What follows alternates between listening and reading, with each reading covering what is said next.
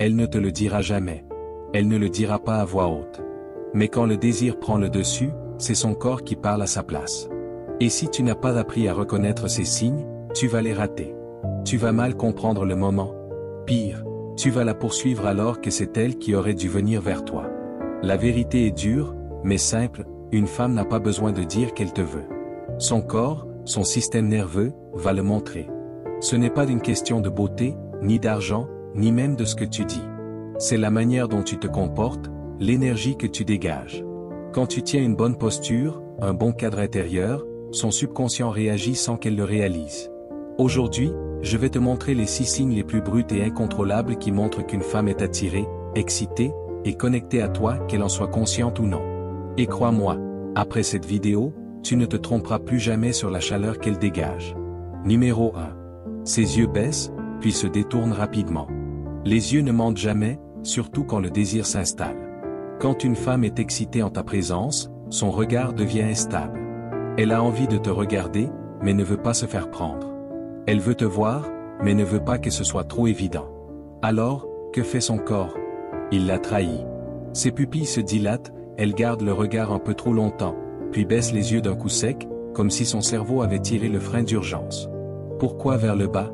Parce que l'évolution a codé ce geste pour dire « je me rends ». Un regard vers le bas, c'est primitif, un signe de soumission. C'est un « tu mènes, je te suis silencieux ». Et si elle le fait sans réfléchir, ce n'est pas juste de la timidité, c'est de l'excitation qui se cache derrière la politesse. Observe bien. Tu entres dans une pièce. Vous vous regardez.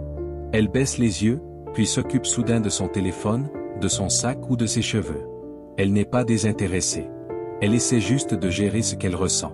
Ce regard vers le bas, c'est son corps qui dit « je ressens son énergie, et je ne sais pas quoi en faire ». Mais voilà ce qui distingue un homme stable d'un homme en manque, tu ne cours pas après ce regard. Tu ne le prends pas comme une permission. Tu ne te jettes pas sur elle. Tu restes droit. Tu restes calme. Tu laisses la tension monter. Et c'est sa curiosité qui va craquer la première. Quand tu restes centré, ses regards durent plus longtemps. Ses silences deviennent plus parlants. Et son désir n'a plus d'endroit où se cacher. Numéro 2. Les jambes croisées et le pouvoir du verrou pelvien. Quand une femme croise les jambes en te parlant, la plupart des gens croient que c'est juste une question de confort ou de style. Ils ne voient pas que c'est un verrou biologique, un petit mouvement subtil de ses hanches, mais un signal fort envoyé par son système nerveux. Ce qu'il dit? Je me sens exposé, et j'aime ça plus que je ne veux l'admettre. Voyons ça sous l'angle de la psychologie stoïcienne et des instincts primaires. Quand une femme est excitée, son corps change. Surtout dans la partie basse. Ses cuisses se contractent, son bassin bascule légèrement vers l'avant, et ses jambes se croisent. Mais ce n'est pas pour se protéger. C'est tout le contraire. Elle ne bloque pas l'accès. Elle régule ce qu'elle ressent. Créer de la tension là où elle ressent quelque chose en bas, on appelle ça une garde musculaire. Et c'est réel. Quand tu gardes ton calme, quand tu restes droit, présent, solide, tu déclenches en elle une réaction qu'elle ne contrôle pas. D'un coup, elle devient très consciente de son corps. Elle veut reprendre le contrôle, alors elle bouge, elle croise les jambes, elle les serre, elle change de position sans raison. Parfois même, son pied se met à bouger tout seul, à cause de la tension intérieure. Ce n'est pas juste du langage corporel, c'est son corps qui parle clairement. Et c'est là que la plupart des hommes se trompent. Ils se penchent vers elle, ils envahissent son espace, ils commencent à parler plus vite pour essayer de vérifier ce qu'ils croient avoir senti. Mais ça casse toute la tension, toute la polarité. Un homme stoïque ne fait pas ça. Il observe, il reste calme, il ne bouge pas. Et en faisant ça, il amplifie le chaos intérieur d'elle. Plus tu es calme, plus elle perd ses repères.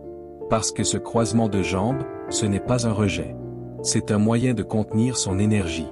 Elle se replie sur elle-même pour gérer ce qu'elle ressent. Et si tu gardes ton calme, cette tension ne restera pas dans ses jambes. Elle va remonter dans sa tête. Quand tu ne seras plus là, elle va se rappeler de tout. Comment elle s'agitait, comment ses cuisses étaient contractées, comment toi, tu ne bronchais pas. Et dans sa tête, tu deviendras celui qui a tout compris sans qu'elle dise un mot. Numéro 3. Le changement de ton, le signe qui trahit son désir caché. Tu n'as pas besoin qu'elle le dise. Tu n'as pas besoin d'un aveu direct. Tu dois juste écouter comment sa voix change quand tu es là. Quand une femme est excitée, quand elle ressent ton énergie, quand ta présence accélère un peu son cœur, sa voix la trahit. Elle parle, mais ce n'est plus pareil. Sa voix devient plus douce, ou plus lente, ou plus aiguë, parfois même un peu plus soufflée. Tout dépend de comment son système nerveux gère la tension. C'est une réaction automatique, pas un choix conscient. Son gorge se relâche, le ton monte ou bien sa respiration change. Son corps reflète ce qu'elle vit à l'intérieur. Et si toi, tu es bien présent, calme, attentif sans essayer de l'impressionner, tu vas le remarquer pile au moment où ça arrive. Un instant, elle te parle normalement, et juste après, elle devient plus légère, plus joueuse, elle rigole sans raison. Ou elle fait des pauses dans ses phrases, des silences qui semblent flotter dans l'air. Parfois même, elle te pose des questions, auxquelles elle ne s'intéresse même pas vraiment. Juste pour s'entendre parler près de toi. C'est son corps qui cherche une interaction, sans logique. C'est une séduction inconsciente. Et que font la plupart des hommes? Ils parlent plus vite, font des blagues plus fortes, et essaient d'imiter son ton joueur. Et là, tout s'éteint. Elle sort de l'ambiance. Parce que dès que tu perds ton ton, elle perd son cadre intérieur. Mais un homme stoïque? Il n'imite pas, il s'ancre plus profondément. Il la laisse tournoyer dans son jeu de voix, pendant que lui reste l'encre, le point fixe. Et que se passe-t-il? Sa voix change encore. Elle se penche un peu plus, elle ralentit, comme une femme qui ne veut pas que le moment s'arrête. Car quand une femme change de ton avec toi, ce n'est pas pour paraître mignonne, c'est parce qu'elle s'ajuste à ta présence dominante. Et si tu restes calme, cette alchimie vocale devient une tension silencieuse. Pas besoin de se toucher, ni de flirter, juste le son de son désir qui essaie de rester discret. Numéro 4. Quand elle se touche, mais pas comme tu crois. Elle parle. Tu l'écoutes. Et soudain, elle se caresse le cou, touche son poignet, joue avec sa bague, frotte ses cuisses, tire sur sa manche. Tu te dis, elle s'ennuie? Elle s'agite? Non. Elle est en train de réguler son système nerveux. Parce que ta présence lui fait de l'effet. Soyons clairs. Quand une femme ressent une excitation, même légère, son corps a besoin de faire quelque chose avec cette énergie. Mais comme elle ne peut pas encore agir directement, elle tourne son attention vers elle-même. Ses mains deviennent un moyen de gérer ce qu'elle ressent. Elle peut se toucher la clavicule, se frotter les paumes, se caresser les lèvres, saisir son cou, passer les doigts sur sa jambe ou sa cuisse. Replacer sa bretelle de soutien-gorge, même si elle n'a pas bougé. Pourquoi? Parce que le désir a besoin de s'exprimer. Et comme tu ne bouges pas, elle se tourne vers le seul corps qu'elle peut contrôler, le sien. C'est inconscient, automatique, mais si tu sais l'observer, c'est puissant. Le secret? Regarde où vont ses doigts. Si elle touche des zones sensibles, cou, poignet, cuisse, bouche, c'est que tu actives ces zones de plaisir, qu'elle le dise ou non. Et plus elle se touche autour de toi, pendant que toi tu restes calme, silencieux, posé, plus elle pense à toi d'une façon qu'elle ne dira jamais à voix haute. Mais le vrai secret de l'attraction, c'est ça, tu ne réagis pas. Tu ne commentes pas. Tu ne te moques pas. Tu gardes le regard, tu restes dans ton énergie, et tu laisses la tension parler d'elle-même. Parce qu'un homme stoïque, il comprend ce qu'elle fait, mais il n'a pas besoin d'en profiter. Pourquoi? Parce que le fait qu'elle le fasse, est déjà un aveu. Elle ne flirte pas, elle gère ce que ton énergie lui fait.